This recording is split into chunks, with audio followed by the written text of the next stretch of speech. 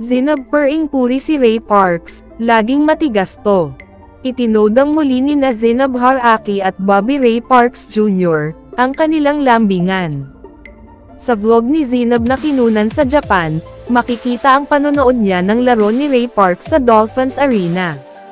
Naglalaro sa Japan B-League ang kanyang boyfriend para sa Nagoya Diamond Dolphins. Matapos ng laro, hinintay ni Zinab ang paglabas ni Ray Parks sa dugout. Say ng vlogger, para akong desperadang nag-aantay sa lalaki. Nakakatawa lang. First time kong ginawa to sa buong buhay ko. Talagang masasabi kong mahal na mahal ko yung jowa ko, dagdag pa niya.